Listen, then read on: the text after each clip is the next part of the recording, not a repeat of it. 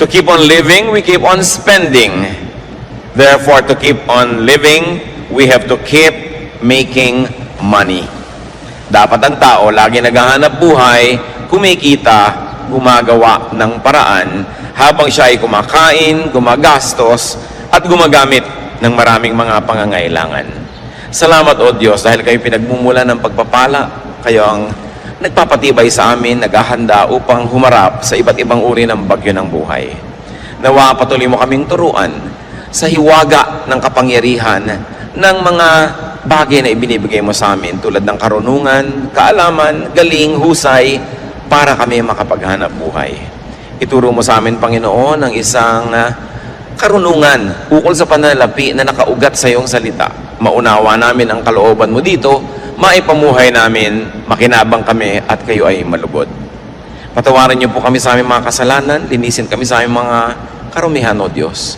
At ngayon humihingi kami ng pagpapala niyo, kaliwanagan, karunungan, pagtutuwid, pagpapalakas sa amin. May you empower us with your words. Father, we commit this time to you, asking you to be the speaker. Walk in our midst, heal us, empower us, teach us, and protect us from lies and falsehood. In the name of Jesus, your Son, our teacher and healer, we pray. Amen.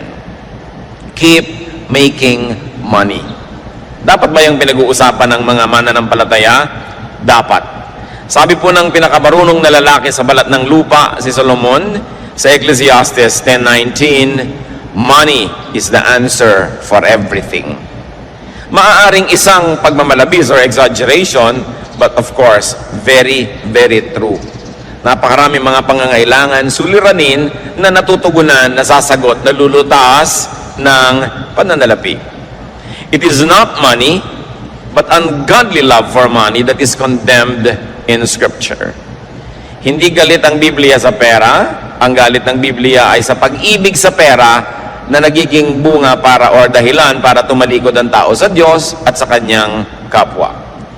Spirituality should not deny money nor money making because money buys many good things and money enables us to maximize the benefits of life. Godly people are to be fruitful money makers and money multipliers. Sa katuruan mismo ng Panginoong Hesus ay napakalinaw niyan. Nung meron siyang pinagkatiwalaan ng mga puhunan, binigyan niya ng iba-ibang dami ng puhunan, at yung nakapagpatubo at nakapagparami sa puhunan ay kanyang kinalugdan, at yung mga walang nagawa at hindi nakapagparami sa ibinigay, binawian pa niya. Matthew 25:28-29. Sabi ng Panginoon, take the talent from him, from that who did not make it more, and give it to the one who has 10 talents. For everyone who has, siya ng sobra para maitinda. She makes and produces beyond what she needs. Nakikita po natin yung prinsipyo ng maluwag na buhay. Ikaw ay nagtatrabaho, lumilikha ka ng kailangan mo, at lampas pa sa kailangan mo para meron ka pang maitinda. She invests. She plants. Yung ideal and godly money maker. Proverbs 31:16, she knows how to buy land and how to plant a vineyard. Marunong siyang mag-isip, marunong siyang mamuhunan, bumili ng lupa para tamnan. Hindi lang bumibili ng lupa para sa luho o para sa pagpapasarap lang o bakasyonan lang, para tamnan. In other words, pati ang pagbili niya ng lupa, pamumuhunan pa rin. Kasi pagkakakitaan pa rin niya yung lupa na yon. Hindi puro consumption ng iniisip, production ang laman ng isip ng isang taong luluwag, aasenso sa buhay. Proverbs 31:18, she knows when to buy or sell. Magaling siya sa timing. Itong lady of Proverbs 31, dapat yata nasa stock market, ano? She knows when to buy and when to sell. Pinapakiramdaman niya ang panahon, binabasa niya ang takbo ng mga pangyayari sa kanyang paligid. Alam niya kung anong dapat binibili sa ganitong oras at kung kailan naman ito ibebenta para siya ay may kita. A good money maker trades, nangangalakal, nagnenegosyo, and therefore brings home the goods. Proverbs 31:14, she is like a sailing ship that brings food from across the sea. Kamangha-mangha na ang ginawang example dito sa Proverbs 31 ng napakahusay na negosyante ay in the person of a woman. Samantalang male-dominated yung society noon. Nakikita nyo rin ang attitude ng maraming Bible writers and prophets about women. That women, just like the men, are to be productive and must be allowed to be productive.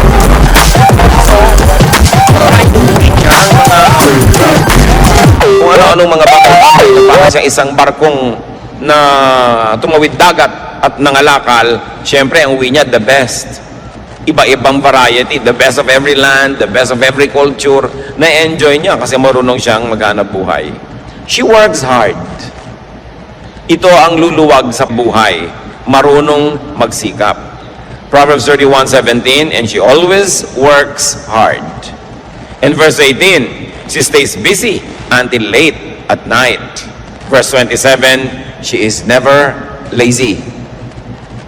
Nakita niyo po ang pinagkakaubusan ng panahon ng babaeng ito, pagsisikap, pagtatrabaho, kahit gabi na. Nangangalakal siya sa araw, lumalabas ng bahay, nagtitinda, nangungulekta ng kanyang mga tubo. At sa gabi, pagdating niya sa bahay, may ginagawa pa siya.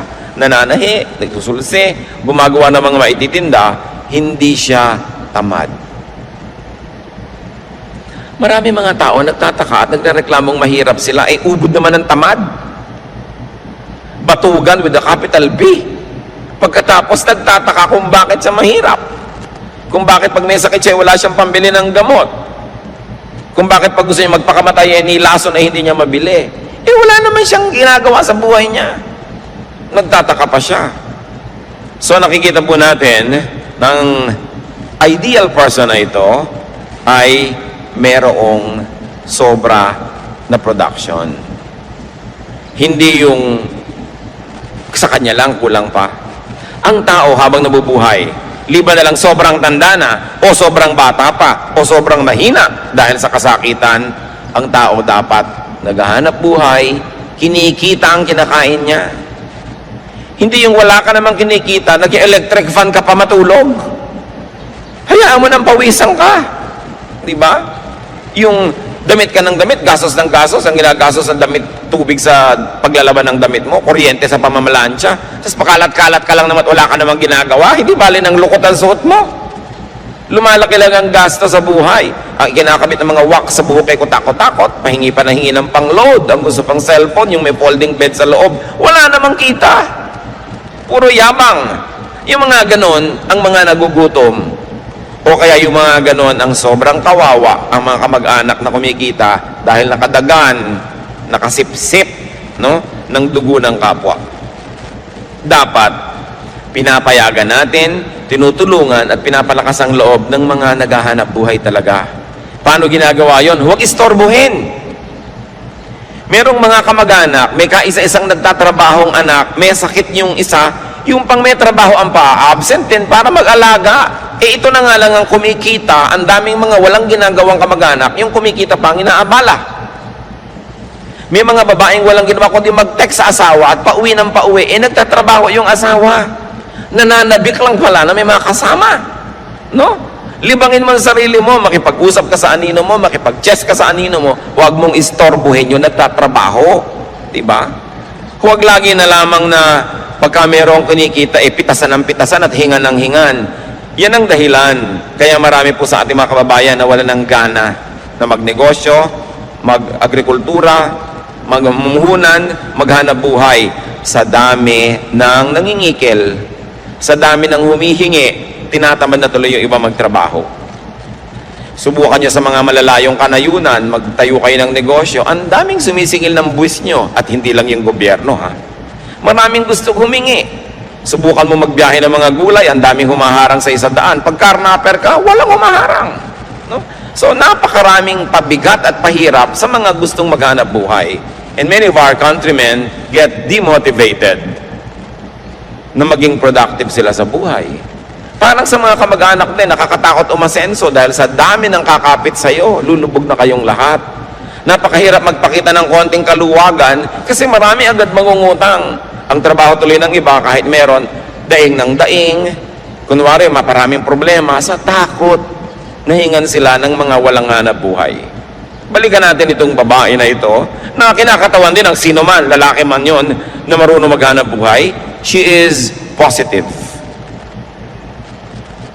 Sabi ng Proverbs 31:25, she is strong and graceful, as well as cheerful about the future. Yung cheerful about the future is translated by other versions as she can laugh at the days to come. Magaan siyang kasama, ng palangiti, maganda ang bukas ng mukha, at maganda ang pananaw tungkol sa kinabukasan kasi may naipon. Strength, grace, and cheerfulness are her hallmark. Why? Because she has enough. And not only that, those attributes are also attractive in business. Siyempre, ang gusto mong ka-deal sa negosyo ay yung masarap, magaan. Hindi yung lagi na lamang parang dinadaganan ng mundo ang problema niya. Ayaw mong nasa paligid ng ganitong tao. Hindi ko alam kung ba't may mga tao ang hilig-hilig dumaing. Samantalang ayaw mo naman siyempre sa taong paladaing, iniiwasan tuloy sila ng mga tao, lalo silang nawawalan. Definitely, this wonderful woman was not a complainer. Hindi siya reklamadora. Proverbs 31:26, her words are sensible and her advice is thoughtful. If you're going to attract income, if you're going to attract business, if you're going to attract good things into your life, you must have good sense, intelligence, and sound advice comes from you. Kasi magandang dagdag yun sa pagkatao. Sino ka ba naman para iwasan ng isang kanegosyo, kasosyo, o kaya binibilhan mo o binibentahan mo na bukod sa magandang produkto, maganda pa ang pagkatao at magaan kasama, masarap makita. Kaya lalong nilalapitan ng grasya. A sensible and a good moneymaker gives to people. Hindi niya sinosolo ang pagpapala, she gives to people. Tulad ng nakita natin sa Proverbs 31:20. She helps the poor and the needy. Palabigay. Nag-aalala at nag-iisip sa mga kapuspalad. She gives to the needy and the poor. Sabi ng Proverbs 19:17, he who is kind to the poor lends to the Lord, and He will reward him for what he has done. Ang matulungin, maawain sa mga dukha, sa mga maralita at mga nagigipit, ay para daw nagpapautang sa Diyos. Papayagan kaya ng Diyos na may utang siya sa inyo na matagal? Siyempre, babayaran kayo agad ng Diyos at sobra pa, alangan namang siya pang may utang na loob sa inyo. So, pag nagbibigay ka sa mga kapuspalad, daig mo pa ang nagpapautang sa Diyos. Ibabalik niya agad. At kung hindi mo man maramdamang ibinalik, isipin mo na lang, saan mo namang kinuha yung luwag mo doon sa mahirap? Hindi ba sa Diyos din ang galing? Nauna na, baka na-advance. Yung mga iba nagsasabi, ba't gumagawa ko ng mabuti, wala pang ibinabalik ang Diyos? Baka naman na-advance na sa'yo. Naghahantay ka pa ng iba, nauna na palang ibigay sa'yo. Along with hard work, this is the best insurance against poverty. To be a good giver.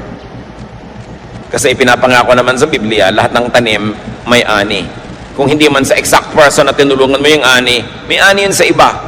O kaya kahit wala ka pang anihin, saan mo naman kinuha yung tinanim mo? Again, na-advance na yon. A godly moneymaker is a good giver. You make a lot of money not only for yourself, but so that you will have much to give away. Very, very godly purpose. Also, she gives to or pays the deserving. Lagi tayong nag-iisip to give to the needy. Nakakalimutan natin to give to the deserving, or at least to pay the deserving. And this woman pays her production partners. Hindi lang sa needy. Marunong siyang magbayad sa trabahador. Marunong siyang magbigay ng parte sa kanyang mga investors. Hindi niya sinosolo ang kita. May mga tao nabibigyan ng Diyos ng pagkakataon na kumita, pero sinosolo. Kanila lang nababawian tuloy. Meron naman hindi marunong tumano ng utang na loob, hindi malang magsukli doon sa mga tumulong sa kanila, nagbukas sa mga pinto, nagbigay ng pagkakataon o namuhunan, tumatalikod, nababawian. Ang pinakauna natin dapat na inaasikasong bigyan, yung mga kasama natin sa hanap buhay. Kung kayo ay namumuhunan, edi yung mga trabahador nyo, mga tauhan. Deuteronomy 24:15, tungkol sa pagbabayad ng trabaho, pay him his wages each day before sunset, because he is poor, and he is counting on it. Otherwise, he may cry to the Lord against you, and you will be guilty of sin. Pag pinagtrabahuhan na, bayaran na. Lalo at arawan yung manggagawa o lingguhan, huwag nang pinapatagal pa. Nakita nyo ang kawawang si Sisa sa Noli Me Tangere? Nagpuyat ng nagpuyat para manahe. Nung kanyang i-deliver, hindi nagbayad ang donya, saka na lang daw, dahil ayaw niyang bumangon mula sa silyon. Samantalang napagtrabahuhan na ng tao. Galit ang Diyos sa mga namumuhunan na hindi nagbabayad agad sa kanyang mga trabahador. James 5:4, look, the wages you failed to pay the workmen who mowed your fields are crying out against you. The cries of the harvesters have reached the ears of the Lord Almighty. Ganoon, ang mga daing ng mga kapuspalad na nagtrabaho na hindi pa binabayaran, nakararating sa langit at sila ibinabawi ng Diyos. Ang mahusay maghanap buhay, mahusay magbayad ng kanyang mga trabahador. Mahusay din siyang magbigay ng parte sa kanyang mga investors. Mahusay siyang magbigay ng produkto sa kanyang mga customer. Lahat nakikinabang pag sa kanya nakikipangalakal. Kaya binabalik-balikan siya, kinakawilihan, lalong yumayaman. Hindi yung mga one-shot deal lang na nang dedengkoy ng kapwa, iniisahan nila yung kapwa, tuwang-tuwa sila, pero wala nang babalik. At siyempre kakalat yung balita, at kung hindi man, wala bang Diyos na nakatunghay sa lahat ng ating transaksyon? Ang mahusay maghanap buhay, lalo't namumuhunan, lets her workers rest. Pinagpapahingan niya ang kanyang mga manggagawa, hindi lang ito para mga makina. Exodus 20:10, on the seventh day you shall not do any work, nor your manservant or your maidservant. Ito lang ang commandment na talaga namang napaka-thoughtful sa mga manggagawa. Pinagbabawalan yung mga among magtrabaho pagka araw ng pangiling. Bakit? Siguradong pag nagtrabaho sila, madadamay ang mga tauhan nila lahat. Alam ka naman nagpapahinga yung tauhan.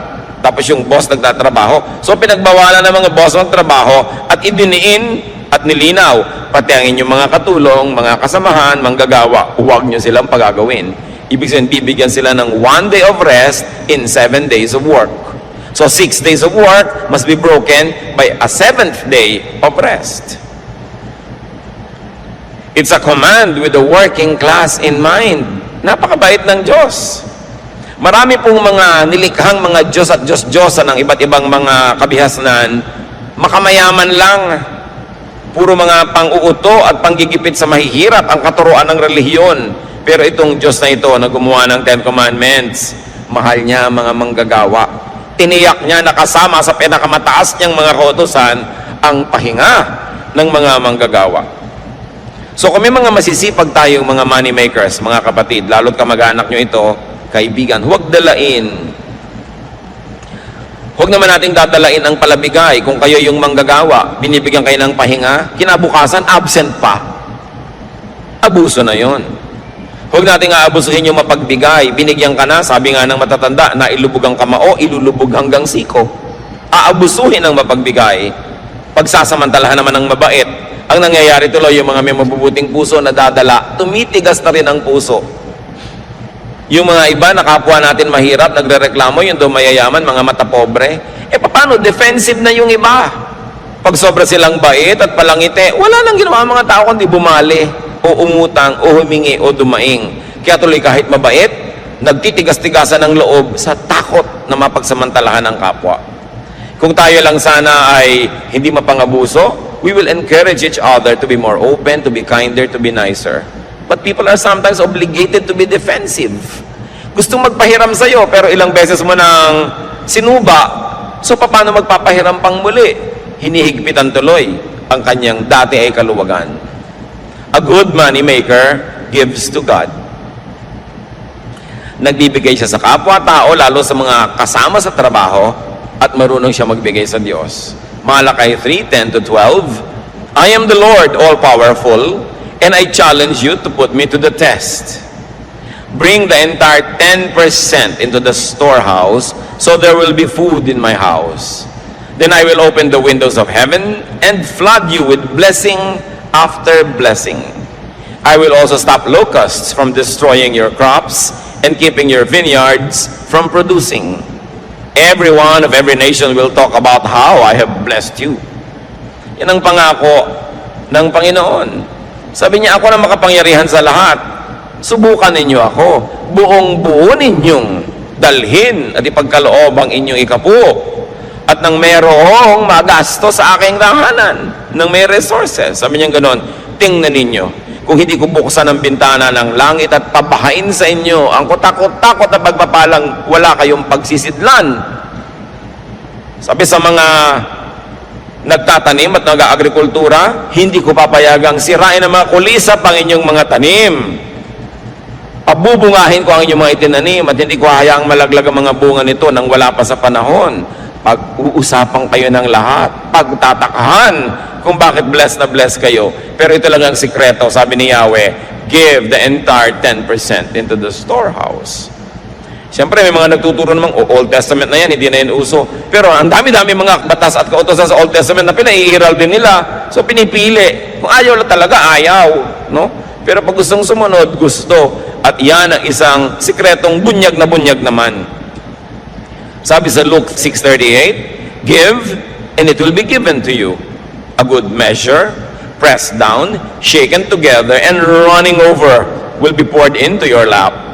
For with the measure you use, it will be measured to you.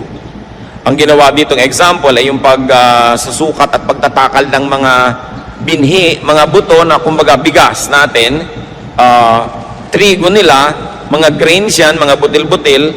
Pag bumibili ka, pag magaling ang pulso nung nagtitinda, ang galing-galing niya maglagay ng mga grains na yan, doon sa takalan, doon sa salop, maluwag pala, maraming air spaces between. Kaya pag tinagtik mo ng tiniktik yun, lulubog ng lulubog, hindi pa pala puno talaga.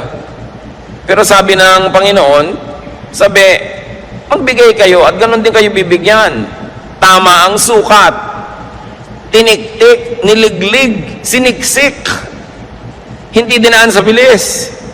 Halos daganan pa, tapakan para talagang lumubog at tapos yung natitirang nakulang na naman, pupunuin na naman. At sabi, hindi lang yon, umaapaw pa. Ganun ang sukat. Tapos malinaw ito mga kapatid, ha? For with the measure you use, it will be measured to you.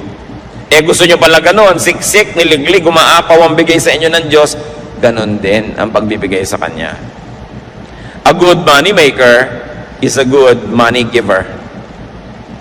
Because the very spiritual dynamics of receiving is for us to have much more so that we can also give to others, to people, and to the works of God. What is the lifestyle of a godly money maker? Pag makadiyos, pinagpapala, lumilikha ng maraming mga kayamanan, anong uri ng pamumuhay mayroon siya? Sabi sa Proverbs 15:6, the house of the righteous contains great treasure. Malinaw. Pag nalulugod sa iyo ang Diyos, masipag ka, naghahanap buhay ka, at matuwid ang iyong puso, mapupuno ang bahay mo ng maraming mga kayamanan. Magagandang mga bagay na minamasama naman ng mga hindi kumikita. Many people who do not make enough demonize a hardworking and a godly planter for his good harvest. May mga Kristiyanong na-offend pag may mayayamang mga Kristiyano na nagbabakasyon ng first class, sumasakay ng first class, gumagastos ng first class. Sinabi na nga, kung righteous ka at marunong ka maghanap buhay, your house will contain great treasure. Hindi dapat yan ika-offend ng mga walang-wala. Madalas yung offense na yun, inggit eh. No? Huwag natin na sina-sour grape. Yung parang isa kang bear, meron kang pinipitas na grape, hindi mo maabot, at dahil hindi mo maabot-abot, sabi mo, maasim naman yan, wag na lang. Yung pinagmula ng kasabihan na sour grape. So yung mga hindi yung mayaman, pinapasama nila yung kayamanan. Masama yung mayaman, ayoko maging mayaman. Tapos ang kaya makautang dito. Ang dami ko nakikita ng Kristiyanong ganyan ang aarte, parang ayaw yumaman, ayaw ng pera. Wala namang ginawa kundi magdilihensya. No? Yung huwag tayo mag-inarte. Gusto natin ng kayamanan. Ngayon, kung ayaw nyo maging masama, edi pamigay nyo. O kaya huwag nyong kitain sa masama. Pero mabuting maraming kinikita, ayaw mo manggastahin, may pamimigay ka. Nakakasama ng loob yung may lumalapit sa'yo, nangangailangan, wala ka malang mayabot. So make a lot of money. What is the lifestyle of a godly money maker? She is comfortable, secure, and cheerful. Proverbs 31:21, her family has warm clothing, and she doesn't worry when it snows. Pag dumadating yung taglamig, lalo doon sa Israel na may yelo, may snow sa ibang bahagi, syempre walang inimpok, ninenervyos. Wala kang pagkain sa bahay, tas may bagyo. Sasabi, babagyo, 3 araw, 5 araw, wala kang bigas, nakaka-nervyos talaga yun. Diba? Pero sabi, itong kinalulugdan, masipag, matyaga, mahusay ang mga style, wala siyang pinapangamba naman yung weather. Ngayon, bago tayo malito mga kapatid, may mga makadiyos, masipag, wala pa rin pera. No? Dapat nating isipin kung bakit. Bakit? Kung makadiyos ako, masipag ako, bakit wala pa rin ako? Kasi kadalasan yung pinagsisipagan natin, kahit 1,000 taong ka magtrabaho doon, hindi ka naman talaga aasenso dahil sobrang liit ng kita doon. So you don't only work hard, you have to work smart. Titingnan mo, ito bang nakalagyan ko na ito na trabaho at profesyon, maahahango ako sa buhay kung masipag ako? Kung wala kayong nakikitang pag-asa, dead end yun, dapat lumipat kayo na ibang magagawa sa buhay, be more creative, create more, kasi maraming Pilipino masipag talaga. Pero yung pinagsisipagan nila parang dead end. Parang wala namang makikita kang asenso dun sa lugar na yun, maliban na lang, maging creative sila and reinvent the profession or reinvent their style to make more money. Proverbs 31:25, this godly businesswoman, she is cheerful about the future. Yun yung pinag-usapan natin, she can laugh at the days to come. Sino ba ang pwedeng tumingin sa kinabukasan na may kasamang ngiti? E di yung may ipon. Lalo naman yung may ipon na patuloy pa rin kumikita. At ito ang challenge sa ating OFW phenomenon. Maraming kumikita, mababasa nyo sa dyaryo, buwan-buwan, bilyon na dolyar ang pumapasok sa Pilipinas. Pero marami naman sa ating mga OFW, matanggal sa trabaho, umuwi. After 6 months, gutom na naman. Paano? Marami doon sa pamilya, walang inatupag kundi gumasta. To consume and consume and consume. Remember this Proverbs 31 lady? She buys a piece of land to use it in agriculture. Para may kitain. Hindi yung bibili ka agad ng kotse. Pag may kotse ka, puro gasolina yan. Anong kita mo dyan? Puro gastos. Pag bumili ka agad ng bahay, edi gastos din yon. Lalo't inutang mo pa. Hindi isipin, paano kaya tayo mamumuhunan para tayo kumita, para kung umuwi na si OFW, patuloy pa rin tayo yung kikita, hindi yung nakaasa tayo ng nakaasa sa sweldo, agad na agad, hindi pa nga kinikita, nauutang na, dahil walang ginawa ang pamilya, kundi mag-consume, consume, consume. We must produce. Lagi ko na lang sinasabi yung proverbial kawali and kalan. Bumili ka lang ng isang kawali at isang kalan na debomba. Bumili ka ng isang piling na saba, lagyan mo ng konting asukal, iprito mo, banana Q. Yung kanina ay 50 pesos mo, magiging 75 o 100 pesos. Eh hindi ang iniisip ni Mrs. yung bumili ng kawaling 500,000 ng isang set. Yung pwede mo nang tirhan sa mahal. No? Kasi yung isang kumare niya, mas maganda rin yung kaldero doon. Wala ka namang mailuto. At napakarami ko nang nakitang ganyang kaldero na biglang nasa sanla pagkatapos. Ano? Dahil hindi naman masustain. Bibili ka ng ganun, sustainable ba? Kaya mo bang isustain na yan o hindi? Dapat ang iniisip nyo, ako may pera ako, ano kayang pagkakitaan? Taga Quezon ako, ang daming nyug dito. Sinusunog lang nila yung mga bao-bao, tapos itinatapon. Ba't hindi ko bilhin yung uling? Dalhin sa Lucena o sa Santa Cruz at ibagsak sa mga tindahan doon at maging uling queen ako dito. Or uling king. Ang dapat nyo laging iniisip mga kapatid, paano kaya tayo magkakapera? No? Hindi yung sino kaya mautangan dito? Baligtad ang mga pinag-iisip ng ano kaya ang mabili? Hindi yung ano kaya ang ma-produce?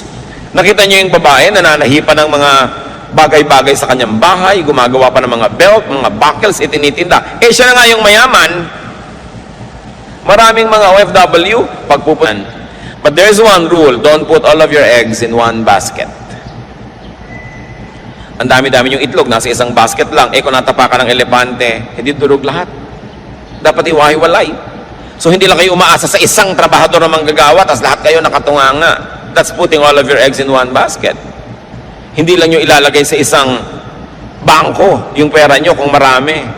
Malay nyo yung bangko bigla nagsara o nag-bank run, paano kayo? Dapat nakakalat ng konti, kaya lang huwag sobrang kalat. Now, when we say money, brothers and sisters, it's not always just pera. Money could be any currency. Anything that you could exchange for money, goods, or services. Money could be anything that you could give to people in exchange for what they give you or to purchase what you need from them. In other words, pera dito pinag-uusapan yung salapi o kaya service. Kung minsan wala kang perang pambili ng gusto mo, pero may dalawa kang kamay, may paa ka, may katawan ka, pwede mong kitain yung gusto mo sa pamamagitan ng paglilingkod. Gusto mong kumain, tapos namamalimos ka, bakit hindi ka tumanggap ng labada? Bakit di ka kumatok sa bahay-bahay? Meron po ba kayong papalabhan? Meron po ba kayong kotseng pahuhugasan? Meron ba kayong ipalilinis na garahe? Diba? Meron ba kayong mga tulya at talabang gusto yung tanggalan ko ng putik? Maglingkod kayo, huwag kayong manghingi. Ang nanghihingi lang yung sobrang matanda, sobrang bata o may sakit. Pag nagtatrabaho ka, you earn your keep. So work. Marami pa po mga kapatid, yung nagbibigay ng magandang payo o guidance, trabaho yon. Kayo naman nagpa-counsel, huwag kayong magmaang-maangan, magregalo naman kayo sa counselor. No? Pag bumupunta nga kayo sa psychiatrist, ang mahal-mahal ng bayad nyo. Pagka mga pastor yung nagka-counsel, TY. No? Samantalang binuntutan mo na kung takot-takot na problema, hiningahan, nagpadalangin ka pa, nag-fasting pa para sa iyo yung tao. Samantalang ni isa man lang chiko, wala kang dala. Kayo nga nagpapa-counsel, huwag kayong dumadating ng wala ni bit-bit ni ano. Di ba dahil kuminsan yung counselor nyo, sumasama na rin ang loob dahil iniisip niya, hindi man lang ako naaalala, hindi man lang ako naiisip, parang baliwala ang ginagawa ko. Kailangan thoughtful kayo. Yung mga tao nagbibigay sa inyo ng inspiration, encouragement, even entertainment or companionship, dapat may sukli. So kung halimbawa, wala talaga kayong kapera-pera, meron naman kayong may kayang kamag-anak, sabihin nyo, o ano, gusto mo ba samahan kita sa mga biyahe mo para hindi ka nag-iisa, hindi ka naiinip, may taga-abot sa iyo ng kortal pag masakit ang ulo mo. So, merong kapalit, hindi ka lang hingi ng hingi. Maraming tao po gumagawa sa atin ng mabuti, lagi tayong ipinapanalangin. Currency yun, dapat suklian nyo rin sila.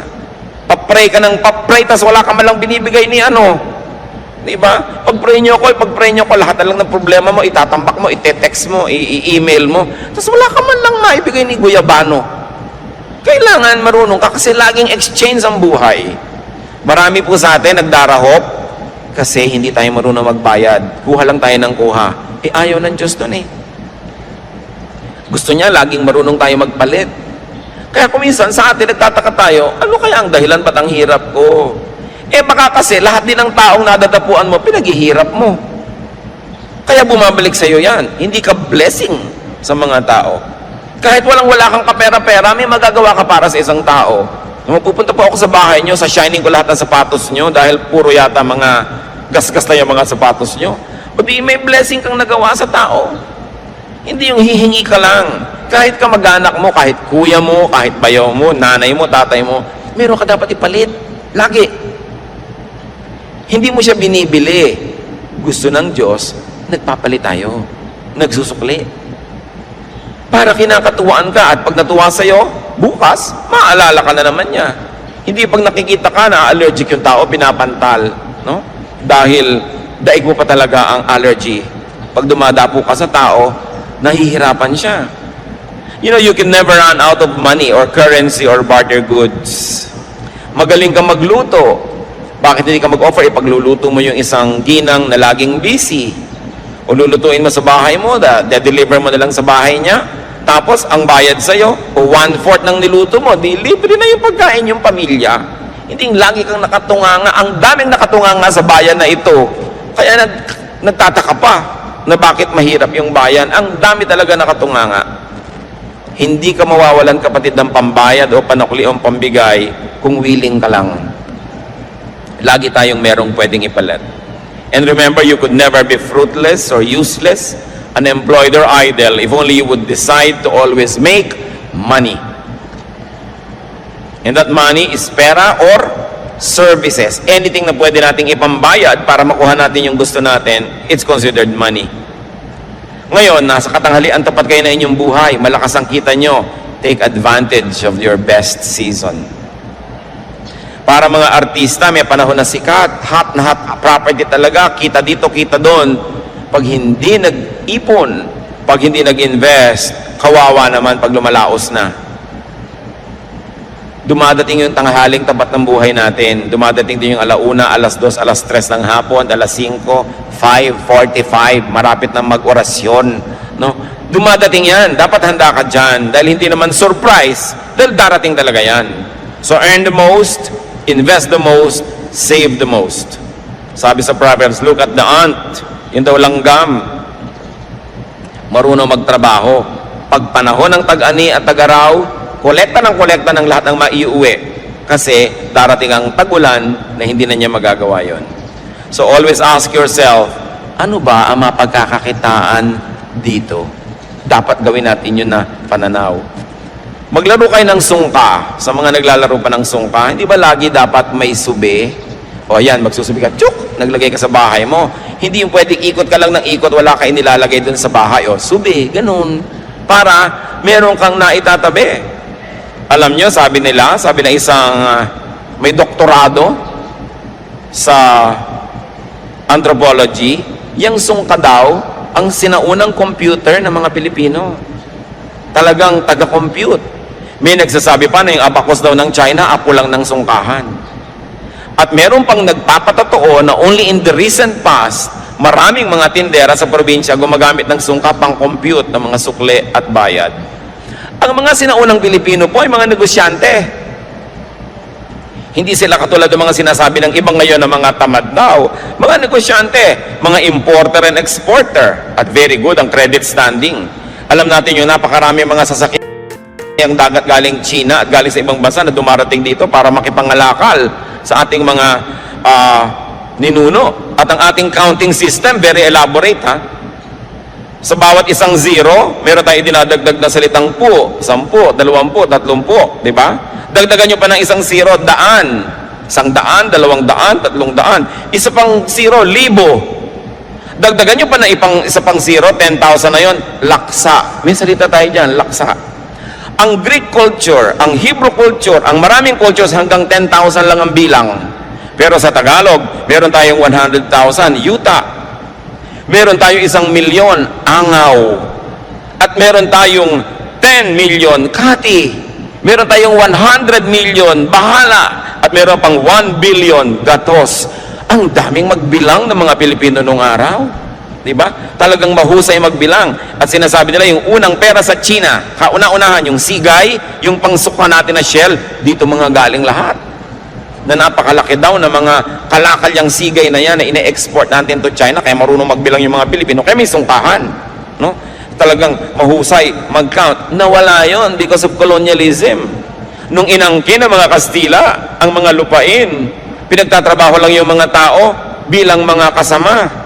Nagtatrabaho ka, hirap na hirap ka sa iyo yung trabaho doon sa may lupa na kumamkam yung ani. Kaya daang-daang taon na wala nang gana ang tao magtrabaho. Kasi kahit anong sipag ang gawin mo, mahirap pa na ang ending mo. So ba't ka na lang daw magpapakahirap? Pero dapat na natin baguhin yung pananaw na yon. Nakasama sa ating kabihasnan yung pagbibigay ng kalakal sa iba't ibang tao. Ikaw na lang yung taga-bili, taga-utang at taga-hulog. Kailangan marunong mga lakal. And as you grow old, continue being precious and useful and functional. Your goal, believer of God, is that you should be a lender, not a borrower. Magandang mga pangarap yan at magandang plano sa buhay. Planuhin yung tagapagpahiram, tagabigay, hindi mangungutang. Ano ang pangako ng Diyos sa bayang sumusunod sa Kanya? Deuteronomy 15:6. For the Lord your God will bless you as He has promised, and you will lend to many nations but will borrow from none. Isa dapat yung katangian ng makadiyos na masipag na pinagpapala, nagpapahiram pero hindi nang hihiram, nagbibigay hindi nang hihingi. Yun ang magandang goal. Hindi yung paggising sa umaga ang hinahanap sinong matidilihensyahan. Mga manginginom na iinom lang ng alak humihingi ng kontribusyon sa dumadaan. Ba't di nyo inumin yung tubig sa kanal? Wala pala kayong pambili ng alak. Di ba? Puro pabigat sa kapwa ang iniisip. Mga kamag-anak na pagka may party, mag-iinuman, tas lahat ng kamag-anak nun hihinga ng pambili. Mga ugali na nagpapahirap at nagpapalala sa mga kanser ng ating lipunan. So huwag yung sino kaya ang mautangan o mahingan. Kung kayo mga bata pa hanggang ngayon, mga magulang na bata pa, magplano kayo na pagdating ng panahon, hindi nyo kailangang umasa sa bait ng inyong anak o manugang. Iplano nyo rin yon. Pero yung mga ating mga tatay at nanay na tumanda na nung araw talagang binibigay mo lahat, inaasa mo sa iyong mga anak, abay yung mga anak na yan, dapat talagang tubdin ang inaasahan sa inyo. Itaguyod ang mga magulang who gave you everything. Pero yung mga nagsisimula pa lang ngayon ng mga maging magulang at bata pa, hindi kayo nakakatiyak pa itataguyod kayo ng mga anak. Dapat meron kayong isinusubi, kumbaga sa sungka, para rin sa inyong sarili. Kung minsan ang bait-bait ng anak nyo, ang napangasawa, masama ang ugali, o paano yun? Kailangan, hindi mo iniaasa ang iyong pagtanda sa kabaitan ng iyong kapwa, anak mo man yun o manugang. Pero sa mga matanda na ngayon, uso talaga nung unang panahon, lahat binibigay sa anak. Kaya yung mga anak ngayon, matatanda na magulang nyo, tangkilikin nyo sila ng husto. Ang aking payo ay para doon sa nagsisimula pa lang, na mga bata pa, pwede pa kayong gumawa ng paraan para magsubi, kailangan meron kayo nakatabi sa sarili. Kung pwede kayo may mga insurance policies, meron kayong mga health insurance, para kung nagkakasakit kayo, ang inaatupag nyo lang paano gumaling, hindi yung paano magbabayad. Malakas magpalala ng sakit yung mga bills. Kaya kailangan pinaghahandaan. Sa mga tumatanggap naman ng support, be grateful and thankful and expressive. Don't abuse. Do not choke your helper. Huwag dalain. Sa mga kamag-anak po na inaabutan, binibigyan, tinutulungan, pag dumadating naman yung tumutulong sa inyo, ngumiti naman kayo, maging cheerful naman kayo, hindi binibigyan na nga kayo, daing pa rin at daing, lungkot pa rin at lungkot, siguro para madagdagan ng bigay. Pero ang nangyayari tuloy, nawawala na ng gana yung umuuwi sa inyo dahil wala ng pleasure. Magagastosan na, makakarinig pa ng problema, mga sumbong, mga daing, kaya kuminsan ayaw na tuloy kayong uwian. Nagtataka yung mga ibang magulang, ang lapit-lapit naman, anak ko, may kotse, ba't kaya hindi madalas dumalaw? Masarap ba kayong dalawin? Siyempre kailangan, kahit anak nyo yun, nasasarapan din naman siyang dumalaw, hindi puro problema, bigat. Kasi kung minsan sa kanyang office, sa kanyang negosyo, sa kanyang trabaho, sa pamilya niya, sa asawa niya, ang dami na rin niyang problema. Pagdating naman sa inyo, problema na naman. Kailangan, pleasure tayong puntahan because there's a basic human nature. Anything pleasurable, we like to repeat. Anything unpleasurable or painful, we avoid repeating. So pag lagi kayong dinadalaw, alam nyo na yon, masarap kayong puntahan. Pag hindi kayo naaalala at pinupuntahan, baka hindi masarap na karanasan. Tuloy nakapangingibabaw na yung iba nilang problema o katamaran o ibang mga gagawin. Pero kung masarap kayong puntahan, ipaglalaban niya na puntahan din eh. Kaya kailangan, meron tayong panukli. At hindi yun pera, mga kapatid. Yung may babait sa inyo, pero maganda rin yung pakitungan nyo sa kanya, meron kayong sukli. Hindi puro take. At least, when we receive good things from people, we should be fun. And we should be pleasant. Pambaya din yun na napapasaya nyo ang kapwa. Now, very importantly, brothers and sisters, if you want to really be able to laugh at the days to come, put a little love away. Magmahal kayo, maging mapagmahal, because love is a great currency, if not the greatest. Yung may naitanim tayong pag-ibig sa ating kapwa, hindi na natin sila kailangan palalahanan, maaalala tayo ng kusa. Yung pagmamahal na itinatanim natin, yun ang napakasarap pag namunga. So, while we are alive, we keep on spending. So if your health or age does not prevent you, you must keep making money.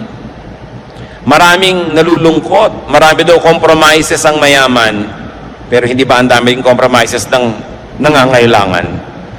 So huwag nating masamain ang pera, huwag nating masamain ang paghahanap buhay, ang pag-iimpok, ang pagpapayaman, basta hindi tayo nilalayo sa Diyos at sa ating kapwa. In fact, nagiging kamay tayo ng Diyos sa palatulong sa kapwa kung sobra-sobra ang mga biyaya sa ating buhay.